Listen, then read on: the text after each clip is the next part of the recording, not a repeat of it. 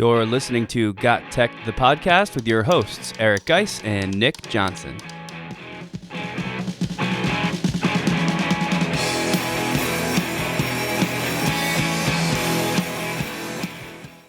Welcome back to GotTechED the Podcast. This is episode 80 called the 2021 Edtech Madness Bracket. In this episode, I sit down with the creator of the bracket, Kyle Niemis. We discuss the 16 tools that made it into the Edtech Madness Bracket. We talk about how we see the bracket playing out, as well as some honorable mention Edtech Tools. This is another episode you'll not want to miss. Check it out.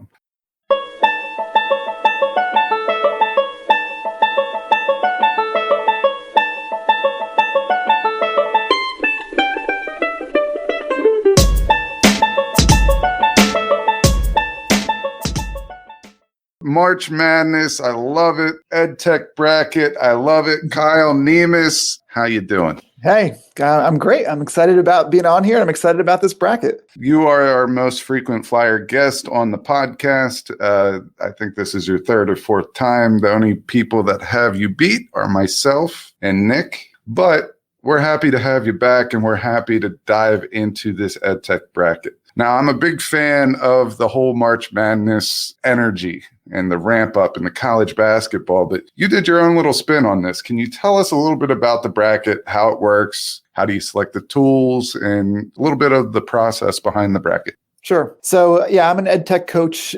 So part of my job every day, of course, is to know what tools people like and use. And no matter what, you kind of live in your own little bubble of the people you're around. So a few years ago, 2019, I kind of threw this out there on Twitter where I came up with what I thought were like the top 16 tools and threw it out there and kind of was curious if other people would vote and kind of do a little bracket. And it took off pretty nicely, which was cool. And so it's been awesome, I think, for a few reasons. For me, selfishly, it's been really great for me to see what people know and like, because that is a big part of my job. But I also love the fact that a lot of people out there are also being exposed to new tools and stuff like that. So there's winners all around, if you will. Yeah, it's pretty cool. And I will say that it is getting a lot of attention this year. Some of the number of votes for some of the tools has been, I would say more involvement this year compared to the other years. Do you think that's because of the tools that you selected, or what do you think is causing the spike of involvement?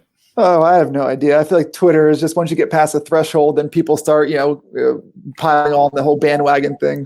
No, so right now, yeah, we're almost at the end of round one, and each poll has somewhere between 1,000 and 2,000 votes, which has just been so cool to see what people are picking and what's winning and stuff like that. So yeah, we're almost at the end of round one, so we kind of have an idea of who's going to win each round. But yeah, it's been taken off, and I think my favorite part, Eric, is seeing how heated like real March Madness people are getting, like in the sense of like there's some strong loyalty to some tools about like how much they love them and can't believe other tools are winning. And there is some legit trash talk happening on Twitter for EdTech, and it just makes me smile.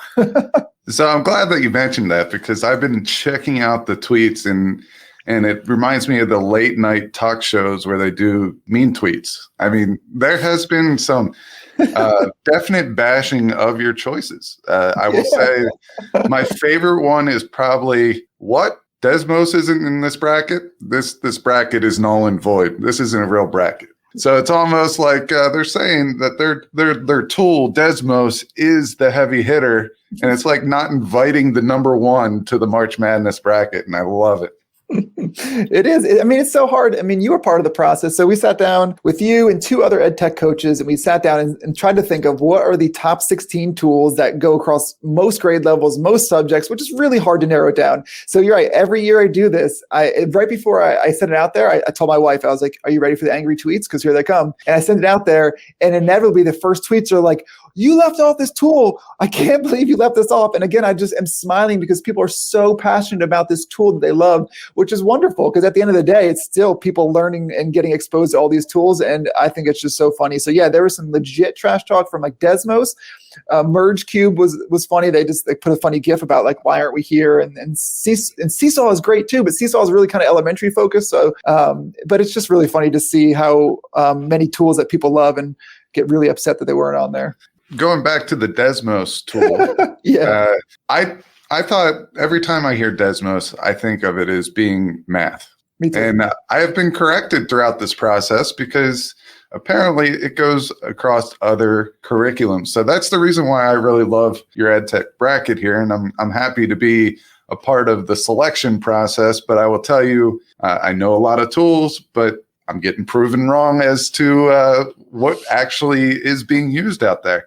And I think we'll see more examples of that as we go through the bracket in a little bit. But so I'm going to check out Desmos and I'm going to see how it applies to other curriculums and see if I could actually get in on it. The other tool that I saw get mentioned a couple times was Swivel. And I have a Swivel, but it is iPad specific. So in school, that does not support, Apple and iPads. We're a Chrome/Dell district pretty much. The Swivel opportunity to use that in school, in a classroom, is limited. That was the reason. I like to think of certain tools that are going to include the most amount of people into this bracket. So that's what I was based off. Now, I will tell you that there are a couple tools that are my gems. I really love them, and I was biased, but that was just me. But if they got into the bracket, other EdTech coaches really had to like them. It wasn't just my opinion. It wasn't just your opinion. It was like a collective effort.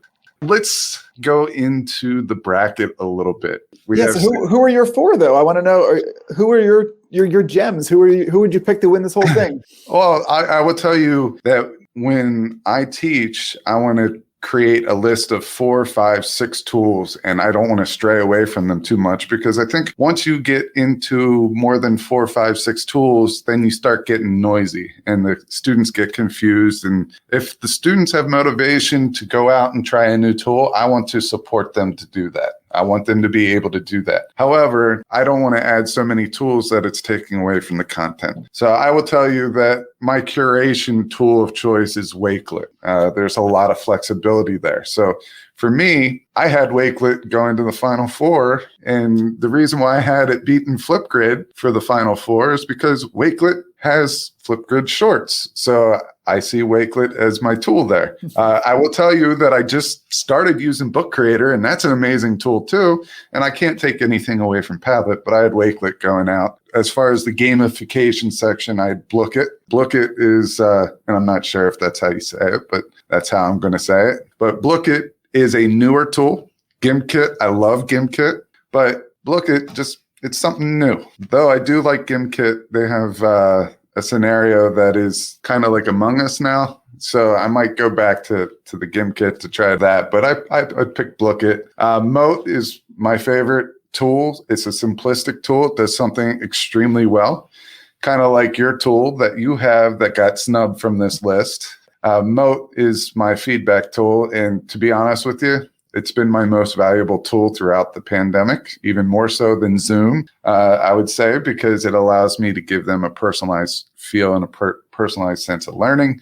And then finally, WeVideo. But WeVideo is subscription-based for all the things that I use it for.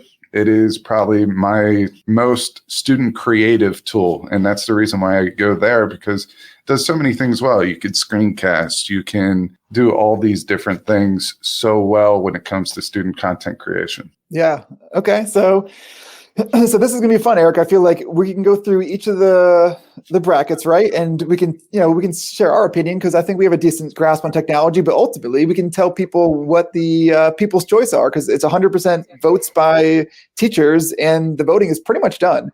So at this point we can kind of declare winners. And you said we were pretty shocked, which is really cool, interesting to learn. So you want to go through each one?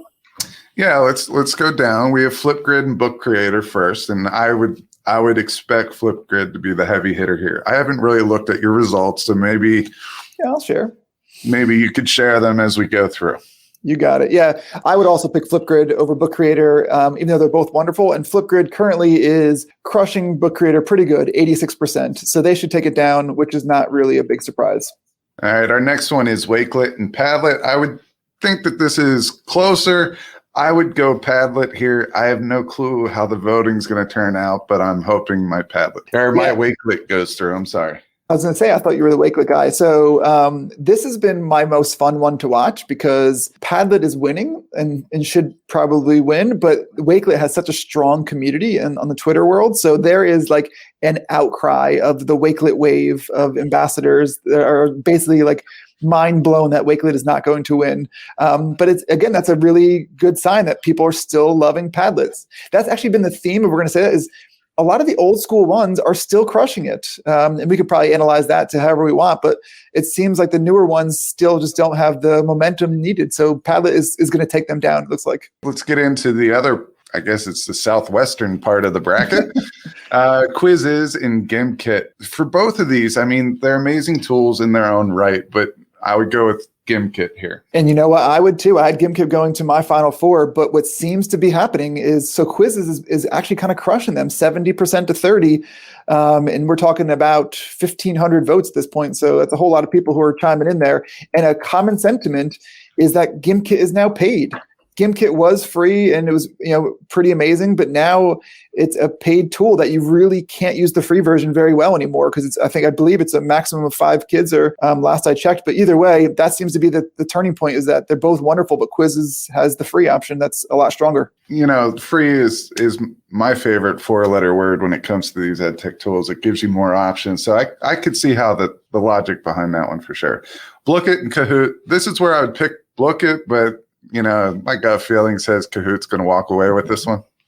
Yeah, you're not wrong. I also would pick, it's actually Blookit, Eric. The guy who made it told me that not too long ago, and he's like, can you just please tell people it's Blookit? I was like, sure, but just so you know, everyone's calling it Blookit. But Blookit, yes, I agree. So they are kind of getting, again, Kahoot is looking pretty strong and they should take them down. But I do love this bracket for that reason, because even though Blookit's going to lose, I really think in the end, so many people now have hopefully learned and seen the name Blookit and hopefully can try it in their classroom. So at the end of the day, it's still getting their name out there and hopefully giving some teachers something new to try. But yeah, Kahoot is the reigning champion. And I almost didn't put Kahoot in, which is crazy because in my head, it's been around so long. I was like, oh my gosh, do they still have legs? And they do. They have strong legs still. So Blookit, I will say the reason why I call it Blookit is because it reminds me of that old Pizza Hut read a book, Book It. And that's the reason why I always called it that. But Blookit. Yep, he told me because those little like characters are called blooks. That's why they're little blooks. Instead of blocks, they're blooks, and this is Blookit. That was the thought behind it. That's good to know. I stand corrected, and if we mention that on the podcast anymore, I will try to get that right pronunciation.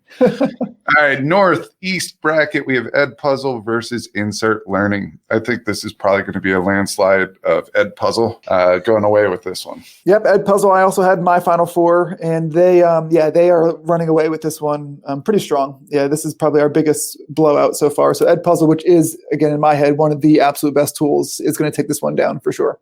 All right, for the next one, I hope Formative, tweets at me and gives me a couple mean tweets on this one. But as I said, Moat is by far my favorite tool of the pandemic. If I had to give them a golden star, they would get it. I would go Moat here. I hope I'm in the majority for this one. I'm going to probably sit down and, cry and maybe shoot a tweet over to Darren White across the pond and try to get some moral support after this one would get upset. Let's see. Yeah, so this was a hard one because Formative is such a strong tool and Moat is still so new. So again, I'm glad a lot of people are seeing Moat, but Moat is really close to pulling this off. And their hashtag was Vote for Moat, which I just thought was lovely and perfect for this. But it looks like they're going to lose by about 5%. It's really close, but I think Formative should take it down. Yeah, I'm going to have to log into a couple more accounts, see what I could do about that. But all right, let's go to the southeastern part of the bracket. We have Screencastify versus WeVideo. Like I said, Screencastify, I'm not taking anything away from them, but WeVideo does everything and a whole lot more when it comes to creation. I know it's going to come down probably to the paid versus not paid tool here, but I go with WeVideo. I'm probably guessing that Screencastify will take it down because it is not free. Yep, you are right. I mean, they are both good tools. And this is one of the ones I didn't talk about this in the beginning. I always get this question as part of my hatred towards this bracket and the angry text is how can you choose they do different things, which is so totally true. So we attempted this year to put similar tools near each other. But at the end of the day, we're just asking people to choose. If you had to pick one tool for your district to keep and want to get rid of, what are you picking, right? And so this one, I know they're different, but you're right. Screencastify is taking this one down pretty strong. All right, and the last one, and these two are probably the most similar out of any pair up that we have, no pun intended, but Pear Deck or Nearpod. I'm going to tell you this, I see Nearpod more in high schools and I see Pear Deck more in middle schools and elementary schools. So I would probably lean, and this is a very soft lean, like I could literally lay on that line between the two here, and I would say Nearpod over Pear Deck. You are spot on. It is extremely close because they are both so good and so similar and such strong tools, I know, to put against each other in that first round.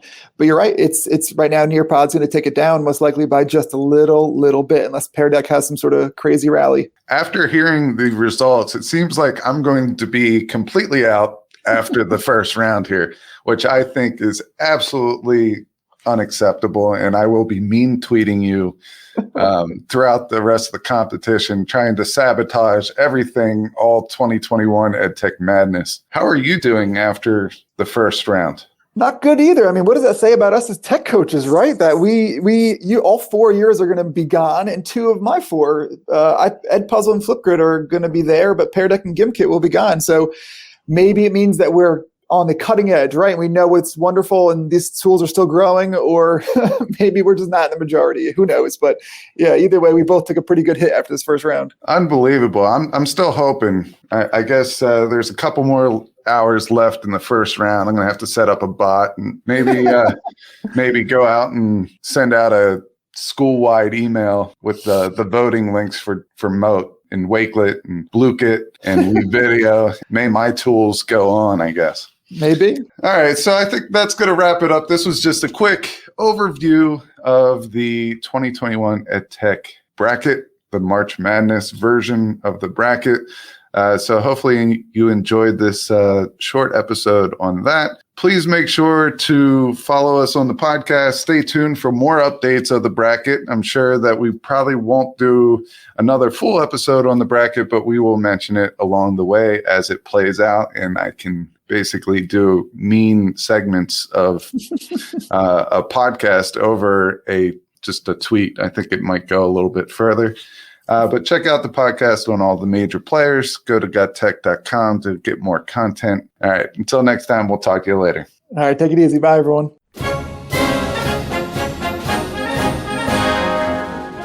Thanks for listening to GotTech the Podcast. Remember to subscribe to our show and follow us at We Got Tech on Twitter so you can stay up to date with the latest episode releases, blog posts, product reviews, and PD announcements. You can also follow Guise and I individually at Guise Got Tech and at Nick Got Tech on Twitter or on Instagram at Nick Got Tech. Finally, remember to check out our website, GotTechED.com, where we post all our episodes, articles, and resources available to you for free. Until next time.